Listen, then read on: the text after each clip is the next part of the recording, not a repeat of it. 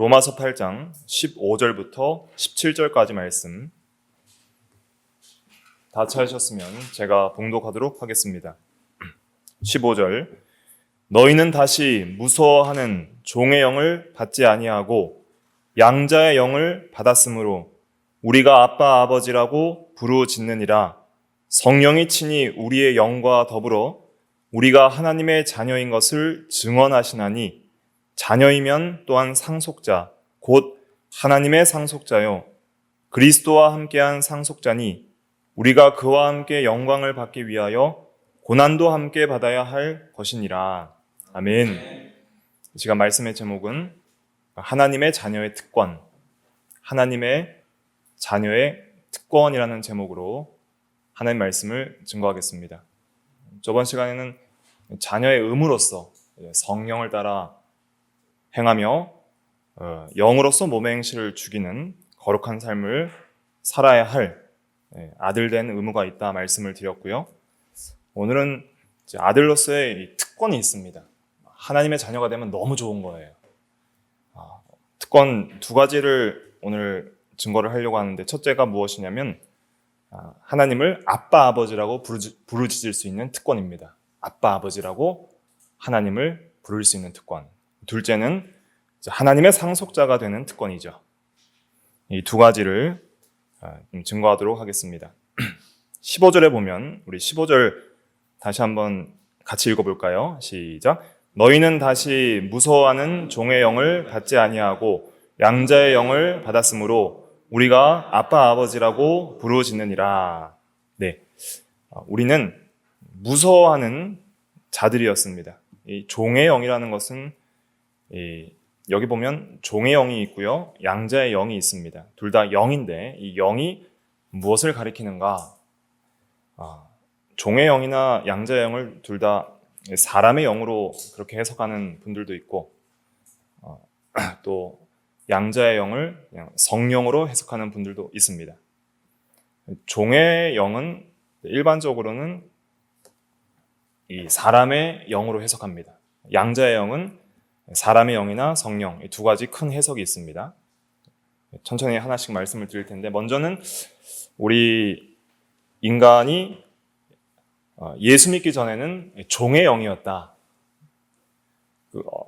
근데 어떤 종의 영이냐면 무서워하는 종의 영이었다는 것이죠. 쉽게 말하면 이제 무서워하는 마음을 가지고 있었다, 이런 뜻입니다. 우리 마음이 왜 무서워하는가? 우리는 사람들은 다 무서워하는 게 있어요. 뭘 무서워해요?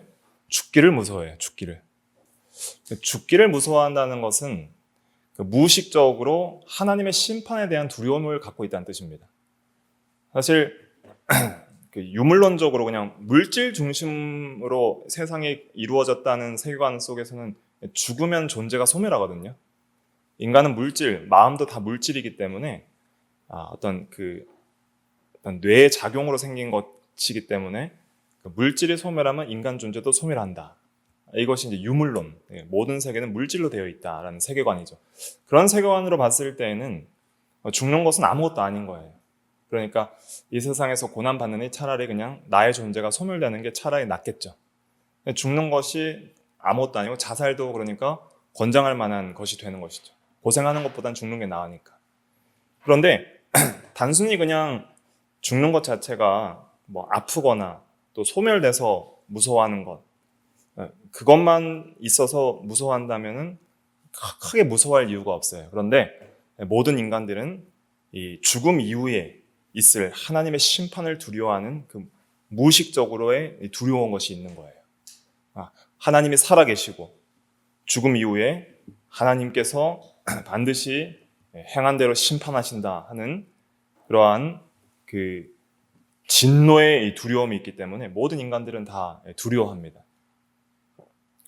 특별히 율법의 정죄가 있죠. 그래서 너는 죄인이라, 율법에 따라 그런 정죄의 두려움, 그리고 죄를 지을 때마다 심판에 대한 두려움이 있습니다.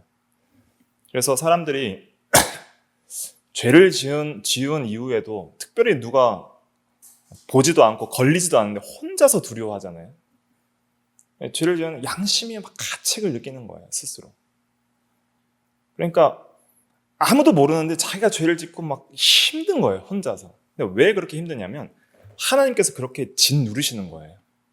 양심의 법을 따라서 넌 죄인이다 하고 그 마음의 이 가책과 그 고발을 하시는 거예요, 하나님께서. 양심도 하나의 법이거든요. 마음에서 여겨진 율법이에요. 그러니까 아무도 몰라도 자기 혼자 죄를 짓고 힘든 거예요. 도둑이 재발저린다는 속담처럼. 그런 양심의 고통을 주신 분도 하나님이고, 그런 모든 걸 통해서 결국은 내가 만약에 죽은 이후에 하나님 앞에 서게 되면은 나는 절대 천국에 갈 수 없는 죄인이다 하는 그러한 두려움을 주시는 것이죠. 그런 두려움을 많이 가진 사람들도 있고 그냥 세상에 취해서 좀 거의 없는 사람들도 있어요. 그러나 모든 사람들은 죄의 종이고 율법의 이 저주의 종이고 하나님의 심판의 종이기 때문에 모든 예수 믿기 전의 사람들은 무서워하는 마음을 가지고 있습니다. 그러니까 누굴 무서워하는 거예요? 하나님을 무서워하는 거예요. 하나님을.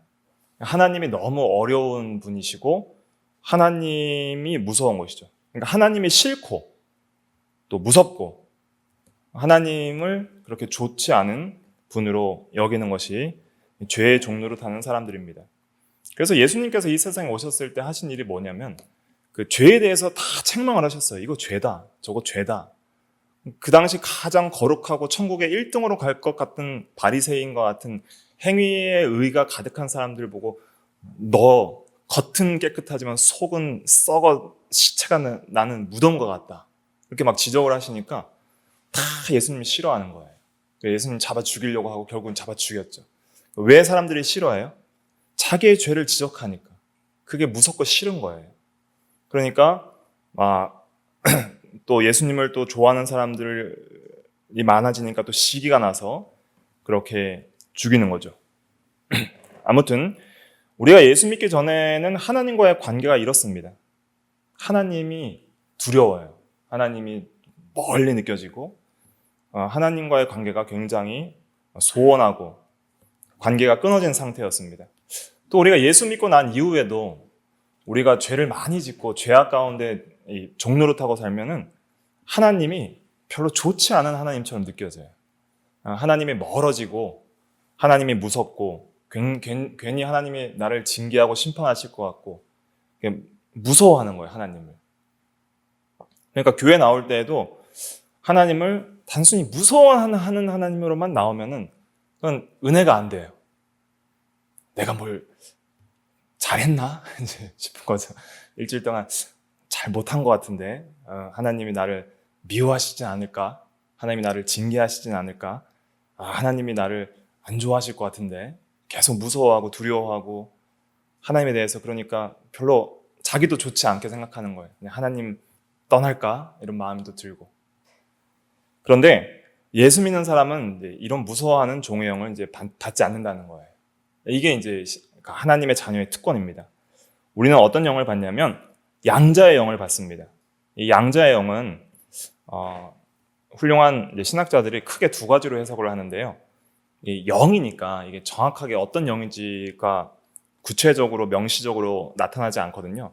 그래서 이게 인간의 영인지 하나님의 성령인지 헷갈릴 수 있는데 갈라디아서에 보면은 또 그 아들의 영을 받았다 이런 표현이 있어요.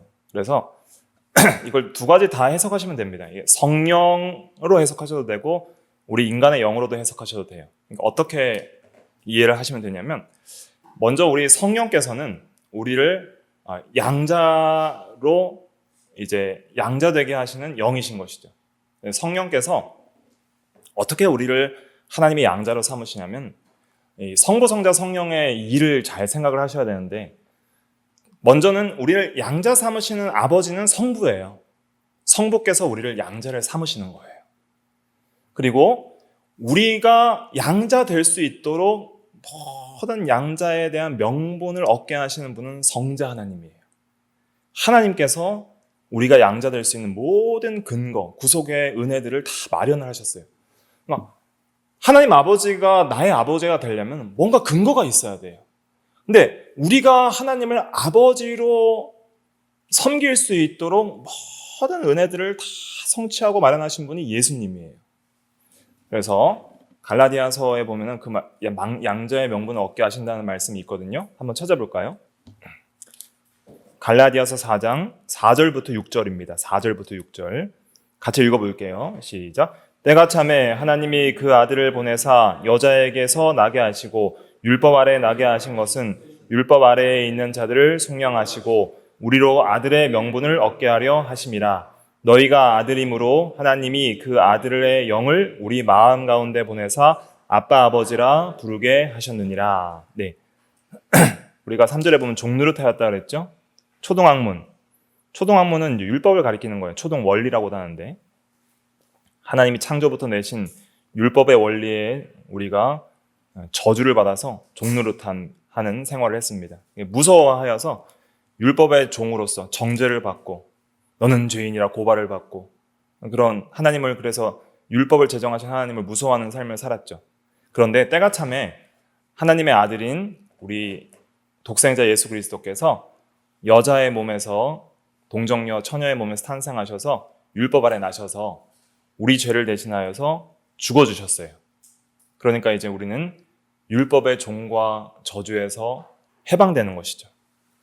단순히 그냥 우리가 율법의 종노릇과 저주에서 해방되는 것뿐만 아니라 예수님이 하신 중요한 일은 우리로 5절에 보니까 아들의 명분을 얻게 하려 하심이라 그랬습니다. 예수님은 하나님의 독생자이시고 그리고 예수를 믿는 모든 자들에게는 예수님이 자기가 형제가 되어주신다 그랬어요.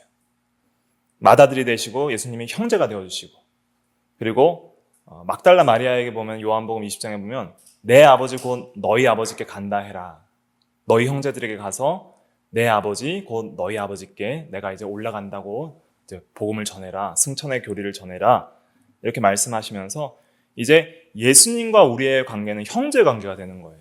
예수님은 이제 큰형, 맏아들이 되고 우리는 이제 양자가 되고 동생들이 되고 그리고 우리 모든 성도들은 하나님을 예수님처럼 아버지라고 부를 수 있게 해주시는 거예요.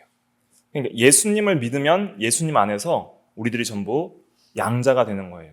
그런데 그 예수님께서 성취하신 양자 될 수 있는 구원의 은혜를 우리에게 주관적으로 적용하시는 분이 누구냐면 성령님이에요. 그래서 갈라디아서 4장 6절에 보면 너희가 아들들이므로 하나님이 그 아들의 영을 우리 마음 가운데 보내사 그랬죠. 그 아들의 영은 그리스도의 영, 예수의 영인데 성령을 가리키는 것이죠. 그러니까 왜 아들의 영이라고 하냐면 성령을 그리스도의 구속의 은혜를 우리에게 적용시키는 분이기 때문에 아들의 영이라 합니다. 그리스도와 연합시키고 그리스도의 모든 것을 우리가 받게 하시는 것. 쉽게 말하면 그리스도가 하신 모든 은혜들을 우리가 받는 거예요. 예수님의 아들 되심도 우리가 받아서 우리가 이제 하나님의 아들이 되게 하고 또 예수님께서 이 세상에 있을 때에 하나님 아버지를 항상 아버지라고 부르셨어요. 하나님을 항상 아버지라고 부르셨어요.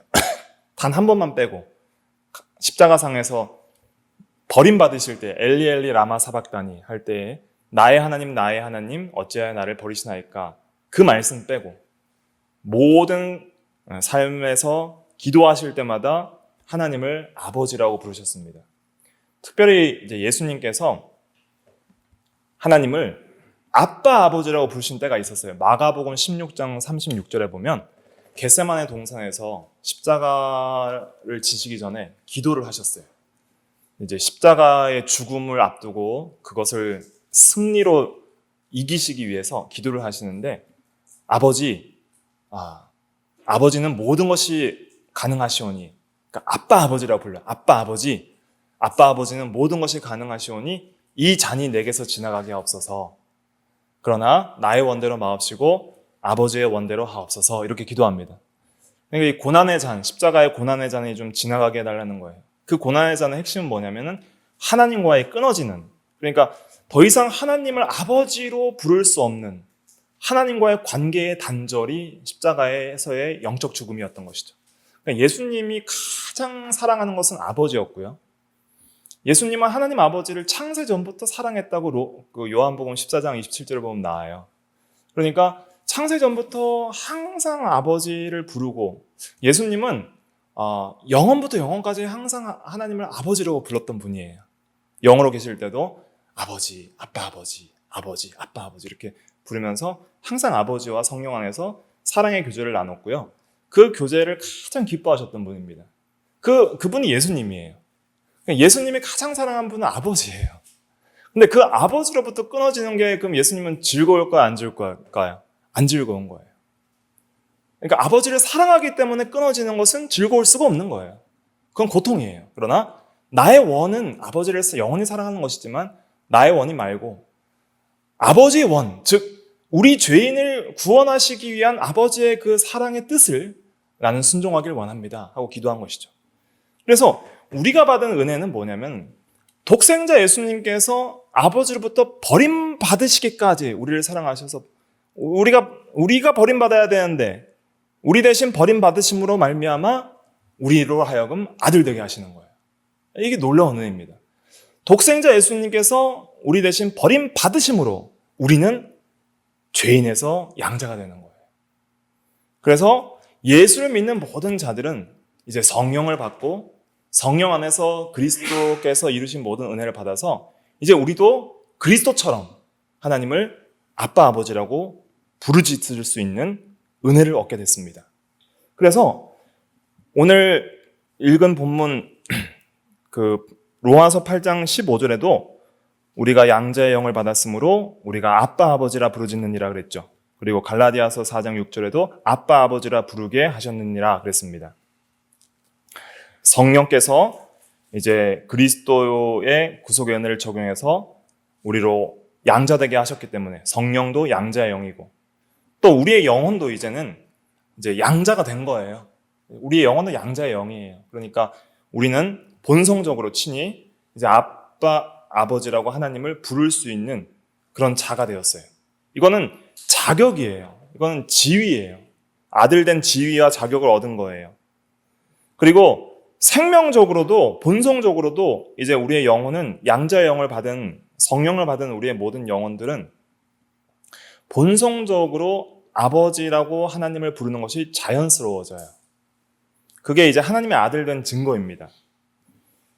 그 16절 한번 읽어볼까요? 로마서 8장 16절 시작. 성령이 친히 우리의 영과 더불어 우리가 하나님의 자녀인 것을 증언하시나니. 예. 그러니까 성령도 증언을 하고요. 우리 영도 증언을 해요. 뭘 증언하냐면 우리가 하나님의 자녀이다. 그러니까 내 영도 이제는 참으로 예수 믿는 영들은 하나님의 영의 인도를 받고 양자의 영을 받았기 때문에 이제 우리가 하나님의 자녀인 것을 스스로 알아요. 본성적으로 알아요. 그러니까 기도할 때에 아빠, 아버지라고 하나님을 부르는 것이 너무 자연스러워져요. 너무 자연스럽습니다. 그리고 성령께서도 계속 그런 확신을 주세요. 여기서 성령이 증언한다는 것은 계속 내가 하나님의 자녀라는 확신을 얻게 하시는 거예요. 특별히 어떤 때에 얻게 하시냐면 영으로서 몸의 행실을 죽이며 성령의 인도를 더 잘 받아 나갈 때 확신이 커져요. 죄의 종로를 탈수록 확신이 작아집니다. 그리고 거룩한 성령을 따라 거룩한 삶을 살수록 확신이 커져요. 그래서 우리는 먼저는 우리 자녀의 특권이 이 아빠, 아버지라고 부르짖을 수 있는 이 특권이라는 것을 기억을 해야 됩니다. 여기서 이제 부르짖는다라는 동사는 이제 크라조라는 헬라어 원어를 썼거든요. 크라조. 영어에 뭐랑 비슷해요? cry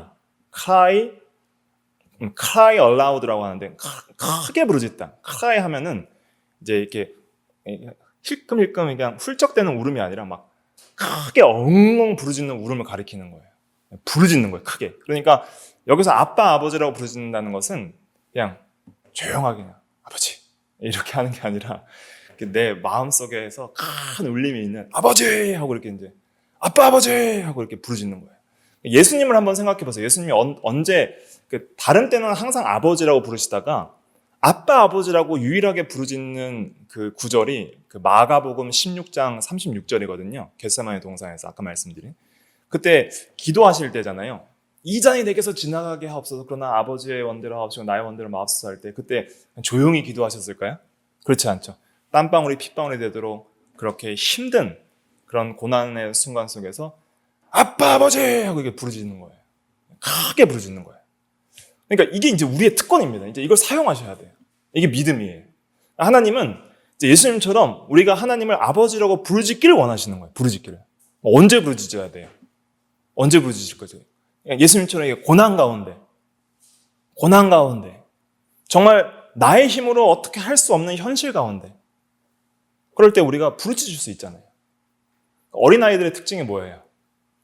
우리 율랑이 하랑이는 그 아빠는 잘 안 부르는데 엄마는 하루 종일 뭐 수십 번 수백 번 불러요. 뭐 그래 엄마 뭐 이럴 때도 엄마 저럴 때도 엄마 이럴 때도 엄마 저럴 때도 뭐 배고플 때도 엄마 힘들 때도 엄마 좋을 때도 엄마 감사할 때도 엄마 뭐 하여튼 어떤 때든지 다 엄마예요. 그러니까 우리도 이제 이걸 잘 적용을 해야 돼. 우리가 어린아이와 같은 마음으로 하나님을 부를 때 좋을 때도 나쁠 때도 슬플 때도 기쁠 때도 그냥 아무것도 없을 때도 계속 불러야 되는 거예요.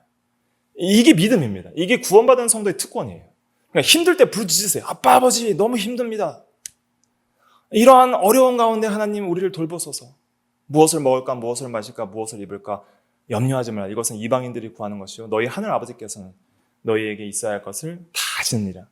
너는 먼저 그의 나라와 그의 의를 구하라. 그랬잖아요. 그러니까 우리도 하나님 아버지를 구하고 하나님의 인도를 구하고 먼저 하나님을 구하는 게 중요하죠. 하나님 아버지 부르고 우리의 모든 걸 아시지요? 네. 하나님께 하나님 저 어려운 거 아시지요? 내 마음 아시지요? 이렇게 부르짖으면 하나님이 위로를 주세요. 그러니까 누군가에게 그렇게 부르짖을 수 있다는 게 얼마나 감사해요. 그리고 그 들으시는 분이 전능하신 창조주요. 우리를 독생자를 내어주시기까지 사랑하신 구세주요. 우리를 먼저 사랑하신 아버지라는 거예요. 그러니까 이 아버지는 내가 아무리 아버지를 사랑해도 나보다 더 나를 사랑하시는 분이에요. 나보다 더 나를 사랑하시는 분. 사랑은 내리사랑이라고 그러잖아요. 아버지보다 내가 아버지를 더 사랑할 수는 없어요. 이 비유를 가리켜서 이제 그 누가복음 15장에 보면 탕자의 비유가 나오거든요. 탕자가 아버지를 사랑하지 않아서 아버지 죽기 전에 재산을 달라 그래요. 이 재산을 달라는 건 뭐냐면 아버지를 죽은 것 같이 여기겠다는 거예요. 재산은 언제 상속받아요? 아버지가 죽을 때 상속받죠. 네, 죽지도 않은데 상속받는다는 것은 난 더 이상 아버지를 아버지로 이제는 여기지 않고 아버지는 죽은 걸로 여길 테니까 당신이 있는 그 재산이나 주시오 하고 이제 가서 다른 데 날아가가지고 방탕하면서 재산을 다 탕진해버려요. 그리고 나서 이제 먹을 게 없으니까 종로로 타면서 돼지치기를 하는데 돼지가 먹는 그 사료인 쥐염 열매를 먹어서 배를 좀 불러보려고 하니까 그것도 주는 사람이 없는 거예요. 그러니까 이제 철저하게 이제 아버지 없는 버림받은 잃어버린 아들 상태가 되니까 이제 아버지 생각이 나는 거야. 아버지 이제는 품고도 많고 먹을 것도 많은데 난 여기서 주려 죽는구나. 내가 이제 하늘과 아버지께 죄를 지어서 더 이상 아버지의 아들이라 일컬음 받을 자격이 없사오니 나를 종의 하나로 써주십시오 하고 아버지께 돌아가리라 하고 이제 아버지께 돌아가는데 신기한 게 뭐냐면 아버지는 매일 그 잃어버린 아들을 기다렸던 거예요. 매일. 그래서 멀리서부터 항상 아들이 갔던 그 길을 바라보고 있었어요. 근데 이제 그 아들이 돌아오니까 아버지가 먼저 본 거예요. 먼저. 아들보다 먼저 멀리서 보고 달려가서 목을 끌어안고 울며 입 맞추면서 옷을 입히고 신발을 신기고 잔치를 베풀었어요. 그게 아버지의 사랑이라는 거예요. 그러니까 하나님 아버지께서 우리를 향한 사랑은 독생자를 내어주시기까지 사랑하신 사랑일 뿐 아니라 우리가 때로는 죄를 짓고 하나님을 떠났을 때라도 우리를 불쌍히 여겨주시고 긍휼히 여겨주시고 기다려주시는 분이에요. 그러니까 우리가 죄를 지어서 넘어졌을 때 이제 내가 하나님께 죄 지었으니까 하나님 무서워서 이제 그냥 하나님 없이 그냥 내 마음대로 살는다 하고 그렇게 더 죄악 가운데 하나님을 떠날 것이 아니라 죄악 가운데 넘어졌을 때도 아버지를 부르짖어야 돼요. 아버지, 내가 또 넘어졌습니다. 용서하여 주시옵소서. 아버지의 은혜를 베풀어 주시옵소서. 하나님의 성령을 따라서 아버지의 거룩하신 것 같이 나도 좀 아버지를 닮아가길 원합니다. 하고 아버지께 더욱더 가까이 나아가는 그런 부르짖는 신앙이 필요한 것이죠. 좀 아빠 아버지라고 부르짖는이라 그랬잖아요. 우리가 부르짖는이라 하는 것은 뭐냐면은 부르짖으라는 거예요. 그런 삶을 살아가는 거예요. 그런 삶을 사는 게 진짜 하나님의 자녀의 특권이고 자녀의 정체성이라는 것이죠. 여러분들은 일주일간 살면서 하나님을 아빠 아버지라고 얼마나 부르짖으셨습니까? 하나님 아니면 주님 이렇게 부르는 것도 참 좋은 표현이지만은 예수님은 평생 그렇게 안 부르셨어요. 아버지라고만 부르셨어요. 아버지. 그러니까 하나님을 아버지로서 우리가 깨닫고 부르짖는 믿음이 필요한 것이죠. 그렇게 부르짖는 것이 신앙입니다. 그것이 아버지를 알아가는 신앙의 길이에요. 그러니까 오늘 이후에 여러분들이 일주일간 이제 또 살아가시면서 아버지를 많이 부르짖으십시오. 그러니까 근데 여기 보니까 아빠라 그랬잖아요. 아빠. 아빠는 그 아이들이 아버지를 친근하게 부르는 호칭이에요. 그러니까 아빠는 이제 아랍권에서 아바라고 하고 여기 헬라어 원어는 원래 아바거든요. 아바. 아바 아버지라고 그랬잖아요. 전의 성경에는. 아바라고 부르고 아랍 쪽에는. 그리고 우리는 아빠라고 하죠. 그 다음에 이제 외국에서는 보통 파파라고 해요. 파파. 미국 이런 데서는 파파. 그러니까 빠 들어가는 게 다 비슷해요. 마마, 파파 이렇게. 그래서 본능적으로 어린아이가 아버지를 친근하게 부르는 것이 아빠예요. 아빠. 그러니까 여러분들도 하나님을 부르실 때 아빠라고는 잘 안 부르시죠. 아빠라고는 잘 안 부르시는데 예수님이 그렇게 부르셨어요. 그리고 성경에서도 두 구절에는 아빠, 아버지라고 부르짖느니라 그랬어요. 우리가. 그러니까 아빠라고 부르는 성도는 어떤 성도냐면 하나님을 굉장히 친근하게 생각하는 성도예요. 하나님을 정말 어린아이와 같이 허물 없이 친근하게 생각할 때 아빠, 아버지라 부르는 거죠. 그러니까 하나님을 항상 사랑하고 마음속에 제1번이 항상 생각나는 제1번이 하나님일 때 아빠라고 부르는 거예요. 아빠, 아버지. 아빠, 아버지. 부르짖으셔야 됩니다. 기쁠 때, 좋을 때, 뭔가 하나님이 은혜를 주시고 뭔가 인생이 형통할 때 아빠, 아버지 감사합니다. 부르짖으시고. 또 그냥 아무 일도 없어도 항상 마음이 좀 공고하고 외롭고 좀 마음이 허할 때 아빠, 아버지 나 마음을 붙들어 주옵소서. 이렇게 부르짖으시고. 어렵고 힘들 때 아빠, 아버지 나를 붙들어 주옵소서. 하나님이 나의 아버지십니다. 이렇게 부르짖는 거예요. 근데 우리가 왜 하나님의 아버지인 것이 잘 느껴지지 않냐면 아직도 우리가 그 육신의 죄성이 남아있어서 그래요. 육신의 죄성이 남아있는 동안에는 그것이 아버지와 우리의 사이를 가로막는 담이 되어서 관계가 소원해질 때가 많이 있습니다. 하지만은 우리가 하나님의 그 양자의 영을 받았기 때문에 우리는 절대 아버지께 버림받지 않아요. 항상 아버지는 우리를 기다리시고 우리를 끝까지 사랑하십니다. 그리고 우리가 이제는 장차 내가 진짜 하나님의 자녀이구나를 풍성하게, 그러니까 온전하게 경험할 때가 있을 거예요. 지금은 여러분들이 내가 정말 하나님의 자녀인가 아닌가 그렇게 잘 못 느끼실 순간도 있을 거예요. 그러나 이제 우리의 구원은 완성될 때가 있고 그때는 우리는 하나님의 자녀인 것을 확실하게 알게 되고 깨닫게 되고 느끼게 될 때가 있습니다. 거기에 대해서 23절 한번 읽어볼까요? 로마서 8장 23절. 로마서 8장 23절 같이 읽어볼게요. 시작. 그뿐 아니라 또한 우리 곧 성령의 처음 익은 열매를 받은 우리까지도 속으로 탄식하여 양자 될 것, 곧 우리 몸의 성령을 기다리느니라. 네, 양자 될 것을 또 기다린다 그랬어요. 이미 양자가 됐는데 양자 될 것, 곧 우리의 몸의 성령을 기다리느니라. 몸의 구속인데 아직 몸의 구속이 완성이 안 됐어요. 여전히 몸에 속한, 육신에 속한 죄성도 남아있고요. 육신도 한번 죽고 부활해야 돼요.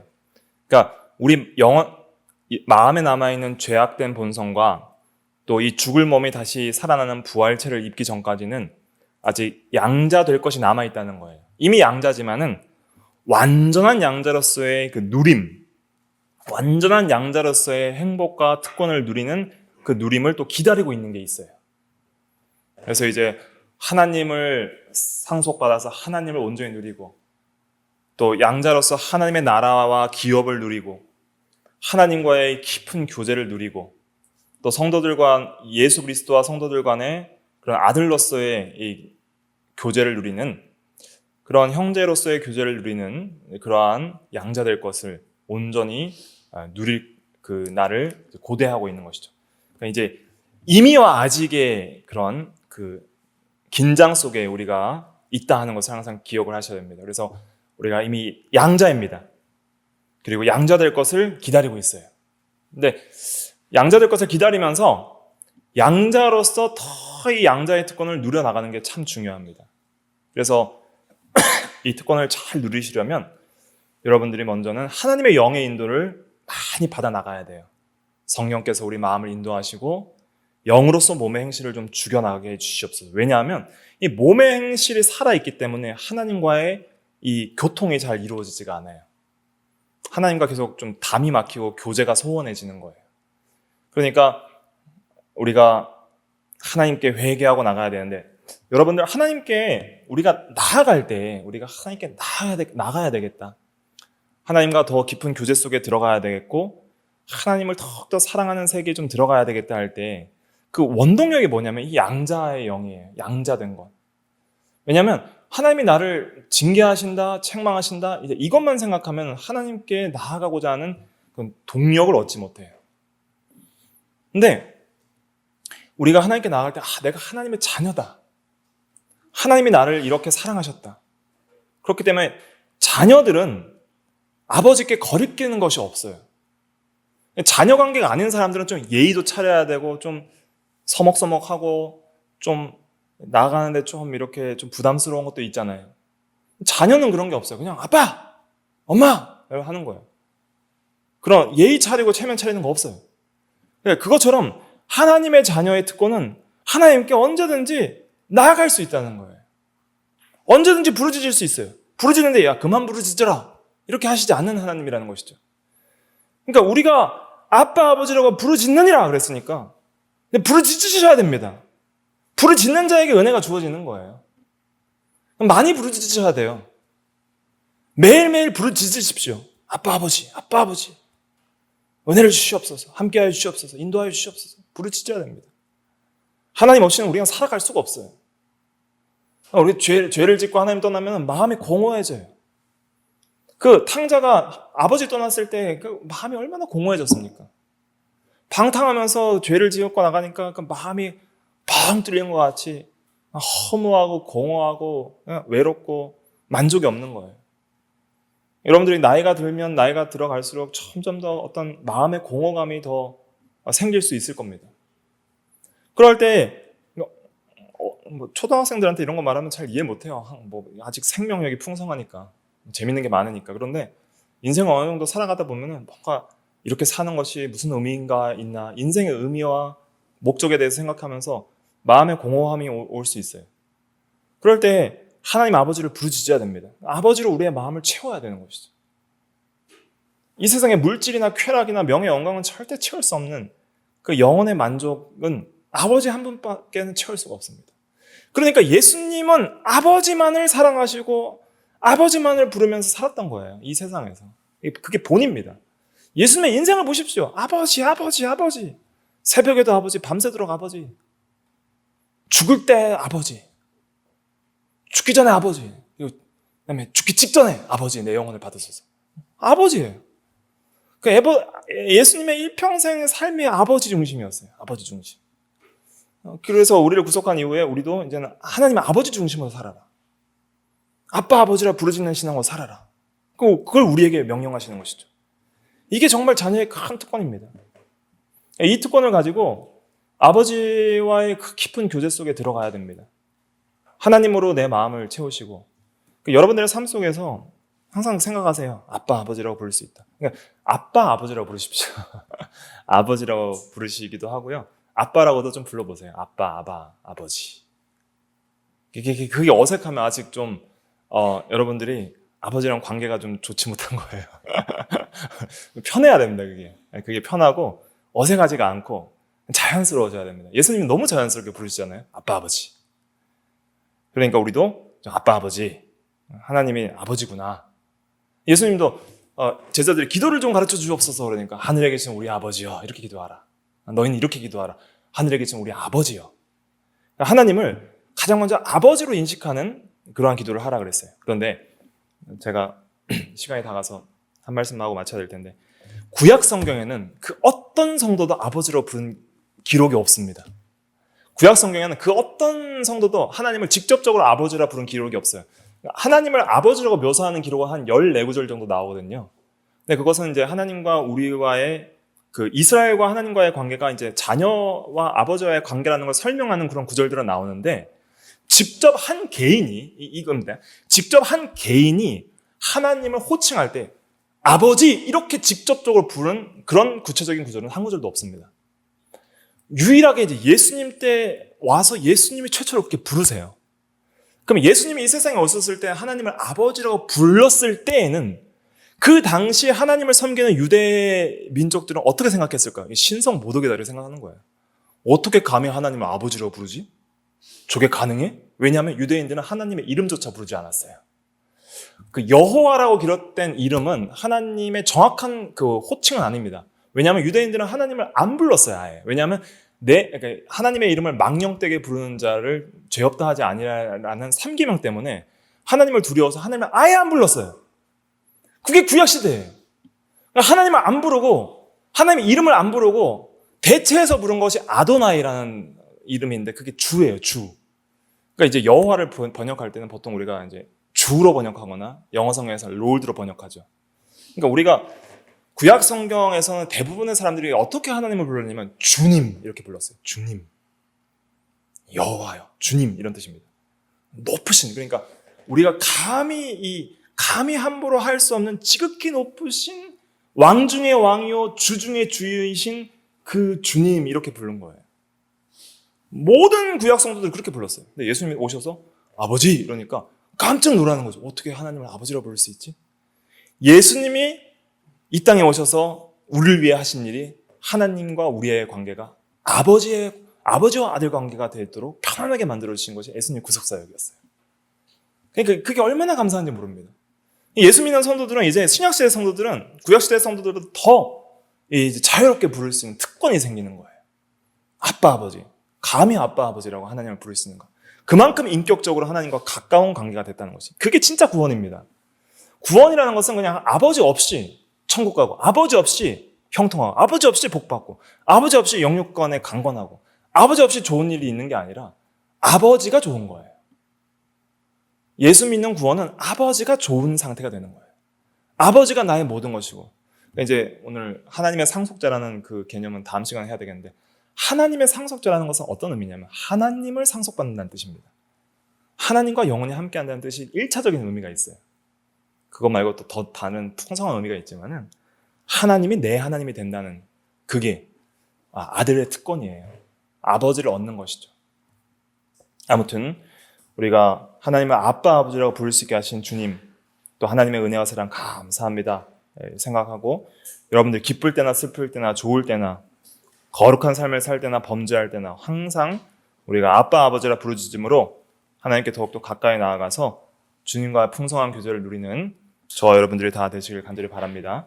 기도하겠습니다.